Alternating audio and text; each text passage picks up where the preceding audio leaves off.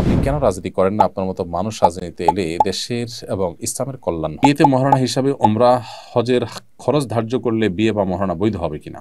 একের পর এক বিপদ আসতে থাকলে তখন কি কোনো হুজুরের শরণাপন্ন হওয়া যাবে? মেয়েরা লেডিস সাইকেল বা স্কুটি চালাতে পারবে কিনা? সামনে দুর্গাপূজা, সামাজিক কারণে আমরা পূজার চাঁদা দিতে বাধ্য হই। এই পরিস্থিতিতে পড়লে কি করব? পরামর্শ দিয়ে বাড়িতে করবেন। চলুন তাহলে আর বিলম্ব না করে আমরা প্রশ্নোত্তর আলোকিত ভবনে প্রবেশ করি। আরিফ ইসলাম, আপনি লিখেছেন, আপনি কেন রাজনীতি করেন না? আপনার মতো মানুষ রাজনীতিতে এলে দেশের এবং ইসলামের কল্যাণ হবে। দেখুন, আমাদের সবাইকে রাজনীতি সচেতন হতে হবে। পৃথিবীর রাজনীতি আমাদেরকে বুঝতে হবে। ভূ রাজনীতি নিয়ে যদি আমাদের জানাশোনা না থাকে, সচেতনতা না থাকে, তাহলে আমরা ক্ষতিগ্রস্ত হব।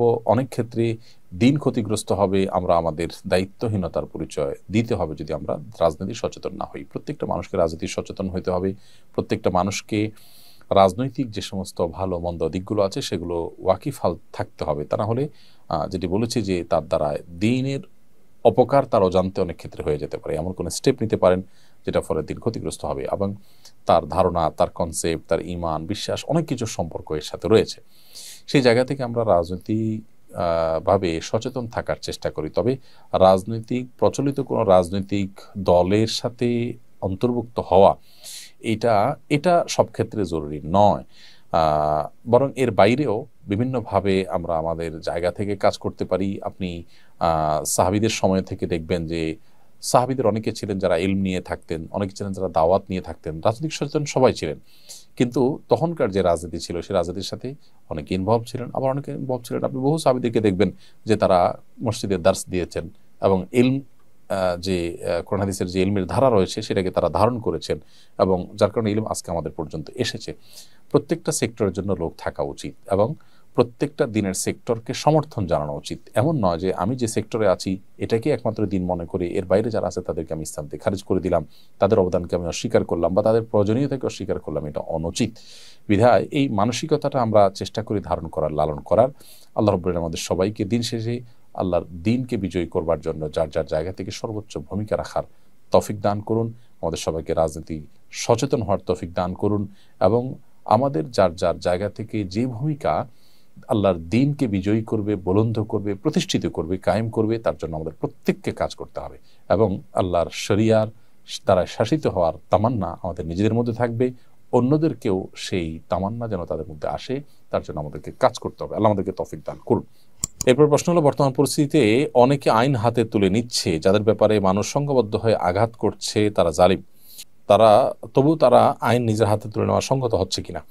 কেউ যদি অন্যায় করেও তারপর আইন হাতে তোলা জায়েজ নেই, কারণ এর মধ্য দিয়ে একটা সমাজ বিশৃঙ্খল হয়, এর মধ্য দিয়ে অনেক অন্যায়ের পথ সুগম হয়। আপনি যাকে অন্যায়কারী হিসাবে তার ব্যাপারে শাস্তি দেওয়ার কাজটা করতে যাচ্ছেন, এটা যদি আরেকজনও করে তাহলে সেক্ষেত্রে ঠুনকো অজুহাতে একজন আরেকজনের শত্রুতা উদ্ধার করা শুরু করবে। সমাজে একটা বাজে দৃষ্টান্ত তৈরি হবে এবং একটা অস্থিতিশীল পরিস্থিতি আসবে। নবী করিম সাল্লাল্লাহু আলাইহি সাল্লাম বিচার করতেন, বিচারের আলোকে শাস্তি কার্যকর হতো। কোরআনের যে বিধান আছে সেই বিধানের আলোকে সাহাবীরা যার যার মধ্যে করে শাস্তি কার্যকর করতেন না। পরে নবী সাল্লাল্লাহু আলাইহি সাল্লামের কাছে আনা হতো, তিনি বিচার করতেন। পরবর্তী সাহাবীরা যখন খেলাফতের দায়িত্ব পেয়েছেন তারা বিচার করতেন, তার আলোকে বিচার করা হতো। তো বিচার, প্রত্যেকটা ব্যক্তি যদি বিচার ভার নিজের হাতে তুলে নেন তাহলে সেক্ষেত্রে সমাজ বিশৃঙ্খল হবে, যেটা ইসলাম সমর্থন করেন এবং আমাদের জন্য একটা সুন্দর আবাসভূমির পথে যেটা সবচেয়ে বড় অন্তরায়গুলোর একটি। বিধায় কোনো যুক্তিতেই আইন নিজের হাতে তুলে নেওয়া আমাদের জন্য জায়েজ হবে না। রুহুল শেখ এআইডি থেকে আপনি লিখেছেন, ভারত থেকে বলছি, এখানে প্রকৃত ঈমান নিয়ে চলা খুবই কঠিন। সামনে দুর্গাপূজা, সামাজিক কারণে আমরা পূজার চাঁদা দিতে বাধ্য হই। এই পরিস্থিতিতে পড়লে কি করব? পরামর্শ দিয়ে বাড়িতে করবেন। ভাই রুহুল শেখ, যদি আপনাকে পুজোর চাঁদা দিতে বাধ্য করা হয়, না হলে আপনি নির্যাতিত হতে পারেন এরকম আশঙ্কা থাকে, তাহলে সেটি আপনার জন্য জায়েজ আছে। আল্লাহ সুবহানাহু ওয়া তাআলা কোরআনে কারিমে পরিষ্কার ভাবে বলেছেন, ইল্লা মান উকরিহা ওয়া কলবুহু মুতমাইন্নুন বিল ঈমান। যে ব্যক্তিকে বাধ্য করা হয়েছে শিরক বা কুফরি বাক্য মুখে উচ্চারণ করতে, অথচ তার ঈমান পরিপূর্ণ রয়েছে অন্তরে, তাহলে তার কথা ভিন্ন। অর্থাৎ তার জন্য এটি বলার কারণে সে মুশরিক হয়ে যাবে না। অতএব আপনি যেখানে আছেন সেখানে আমরা জানি নানা প্রতিকূলতা রয়েছে। সামান্য আপনার গরুর গোশত ফ্রিজে আছে, ব্যাগে আছে, এই অজুহাতে, অনেক সময় মিথ্যা অজুহাতে মুসলমানদেরকে পিটিয়ে মেরে ফেলা হচ্ছে। সেখানে অহরহ এই ধরনের ঘটনাগুলো আমরা শুনতে পাচ্ছি। এই জায়গা থেকে আমরা আপনাকে বলবো যে আপনি অবশ্যই যদি নিরুপায় হন এবং জুলুমের শিকার হবেন বলে আশঙ্কা করেন, তাহলে আপনি পুজোর চাঁদা দিলে আল্লাহর কাছে আপনি গুনাহগার হবেন না, কারণ আপনি এই পুজো করা বা শিরক করা এটাতে আপনি সন্তুষ্ট নন বা এটাকে আপনি মেনে নেননি, বরং আপনি একটা পরিস্থিতির শিকার হয়েছেন, সো এটা জায়েজ আছে। বিয়েতে মহারণা হিসাবে ওমরা হজের খরচ ধার্য করলে বিয়ে বা মহারণা বৈধ হবে কিনা। বিয়েতে মহারণা হিসাবে ওমরা করানোর শর্ত যদি দেওয়া হয় যে স্বামী ওমরা করাবেন, তাহলে সেক্ষেত্রে সেটা অবশ্যই জায়েজ হতে পারে, এবং এটা যেহেতু একটা ফিগারের মধ্যে আনার মতো বিষয়, তাহলে এইটি আপনার বিবাহের জন্য মহারণা হিসাবে ধার্য হতে পারে, বিবাহ বৈধ হবে এবং এই মহারণাও সঠিক বলে বিবেচিত হবে এবং এটি আদায় করতে হবে স্বামীকে। একের পর এক বিপদ আসতে থাকলে তখন কি কোনো হুজুরের শরণাপন্ন হওয়া যাবে?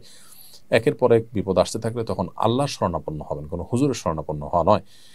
হুজুর আমাদেরকে বিপদ আপদ থেকে উদ্ধার করাবার জন্য কোনো আল্লাহর পক্ষ থেকে কোনো অথরাইজ ব্যক্তি না।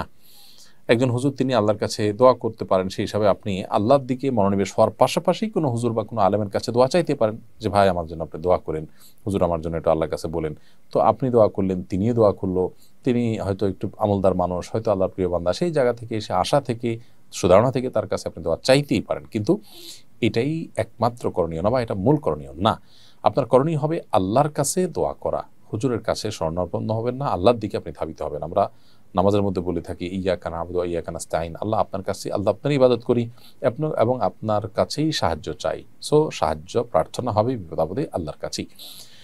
মেয়েরা লেডিস সাইকেল বা স্কুটি চালাতে পারবে কিনা। মেয়েরা লেডিস সাইকেল বা স্কুটি যদি চালান নিজস্ব অঙ্গনে, ধরুন তার বাংলোতে, তার বাড়ির এরিয়াতে, তার এমন কোনো জায়গাতে যেখানে আসলে পরপুরুষের দৃষ্টিতে তিনি গোচর হচ্ছেন না, তাহলে সেক্ষেত্রে সেটি জায়েজ হতে পারে। একটি জিনিস আমাদের এখানে ক্লিয়ার করা দরকার, সেটা হলো যে মা বোনদের পর্দার বিষয়টিকে ইসলাম সবচেয়ে গুরুত্বের সাথে দেখে। যদি কোনো মা বোন এমন কোনো কাজ করেন যেটা তার পর্দার জন্য সমস্যা হবে, সেটা কাজটা ইটসেলফ হালাল হলেও, বৈধ হলেও, সেটা তার জন্য তখন আর করা জায়েজ হয় না। ধরুন পাবলিক প্লেসে কিংবা সাধারণ যে রাস্তাঘাট, সেখানে তিনি সাইকেল বা স্কুটি চালিয়ে যাচ্ছেন, এখানে আল্লাহ রাব্বুল আলামিন তাকে যে শরীরের কাঠামো দিয়েছেন, সাইকেল বা স্কুটি যদি চালাতে যান তিনি, তাহলে সেক্ষেত্রে নানাভাবে তার সে প্রাইভেসি লঙ্ঘন হবে, তাকে নিয়ে কেউ বাজে চিন্তা করার স্কোপ পাবে এবং তার যে ব্যক্তিত্ব সেটার একটু হলেও হানি বা আঘাত ঘটবে। যার কারণে এই সমস্ত জায়গাগুলোতে আপনি পর্দাশীলতা মেনটেন করে এটা করতে পারছেন কিনা সেটা হলো মূল বিষয়। সাধারণত এরকম অবস্থাতে আপনার স্কুটি বলেন, বাইসাইকেল বলেন, এই জাতীয় কোনো কিছু চালানো সম্ভবপর হয় না পরিপূর্ণভাবে নিজের পর্দাপোশিতাকে মেনটেন করে। অতএব এই অবস্থাতে এটি কিন্তু জায়েজ হবে না। আর যদি আপনি এমন কোনো ওয়ে বের করেন যে অনেক ঢোলাঢালা পোশাক কাপড় পরেছেন, সেখানে আবার পিছিয়ে পড়ে আপনি দুর্ঘটনার শিকার হবেন না, নানাভাবে যদি আপনি নিজের পর্দাকে নিশ্চিত করতে পারেন, তাহলে মৌলিকভাবে এটি কোনো নাজায়েজ বা হারাম কাজ নয়। প্রিয় দর্শক, দেখতে দেখতে আমাদের অনুষ্ঠানের একেবারে শেষ প্রান্তে আমরা এসে পৌঁছেছি। সময় হয়েছে বিদায় নেওয়ার। ইনশাআল্লাহ বিদিনিল্লাহ পরবর্তী অনুষ্ঠানে আবারও আমাদের দেখা হবে। সে পর্যন্ত আল্লাহ তাআলা আমাদের সবাইকে ভালো রাখুন, নিরাপদ রাখুন, সুস্থ রাখুন। জাযাকুমুল্লাহ খাইর। ওয়াসসালামু আলাইকুম ওয়া রাহমাতুল্লাহি ওয়া বারাকাতুহু।